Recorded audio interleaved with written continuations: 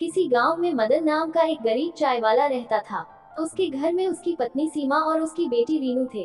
रमन गांव में ही चाय बेचता था, इसी से उसका तथा परिवार का खर्च बड़ी मुश्किल से चल पाता था। शाम को मदन जब घर लौटता तो रास्ते में एक नदी बहती थी जिसमें रंग बिरंगी मछलियां रहती थी। उन मछलियों को वह आटे की गोलियां खिलाया करता था। ऐसा करने से उसके मन को बड़ी शांति मिलती थी और मछलियां भी उससे खुश रहती थी। गरीबी के कारण मदन अपनी बेटी रीनू की स्कूल की फीस भी बड़ी मुश्किल से भर पाता था। एक दिन रीनू स्कूल से रोते हुए घर आई। मदन के पूछने पर उसने बताया कि आज उसकी टीचर ने स्कूल से उसका नाम काट दिया क्योंकि मदन ने पैसों की कमी के कारण पिछले 3 महीनों से उसकी फीस नहीं भरी थी। अगले दिन मदन चाय बेचने नहीं गया बल्कि उदास मन से नदी किनारे जाकर बैठ गया और वहीं बैठकर मछलियों को दाना डालने लगा।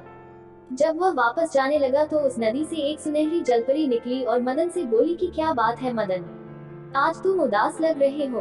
मदन उस जलपरी को देखकर हैरान हो गया। उसने पूछा कि आप कौन हो और मेरा नाम कैसे जानती हो।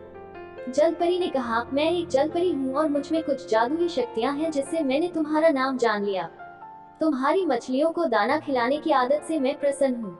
अगर तुम्हें कोई कष्ट है तो मुझे बताओ, मैं तुम्हारी सहायता अवश्य करूंगी। मदन ने सारी बात उस जलपरी को बता दी।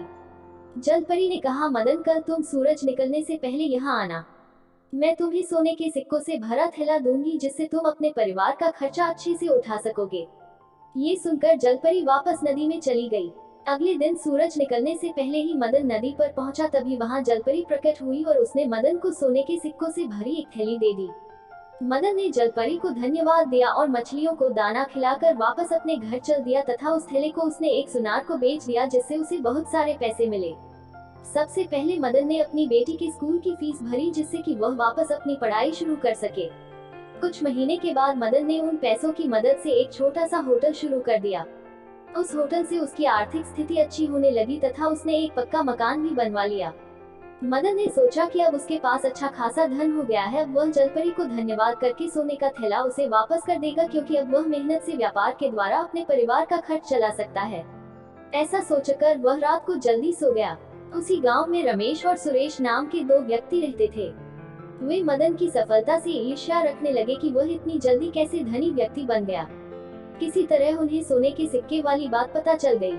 अब तो रमेश और सुरेश ने एक योजना बनाई कि कल जब वह नदी के पास जाएगा तो हम उससे सोने के सिक्कों की थैली छीन लेंगे।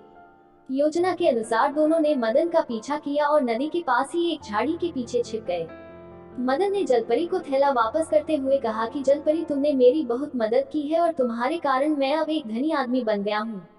साथ ही मैंने अपना व्यापार भी शुरू कर लिया है, इसलिए मैं ये सोने के सिक्कों की थैली आपको लौटाना चाहता हूँ।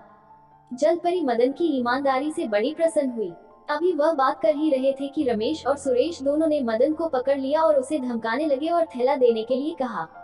ये देखकर जलपरी ने अपनी छड़ी घुमाकर उन दोनों को बेहोश कर दिया।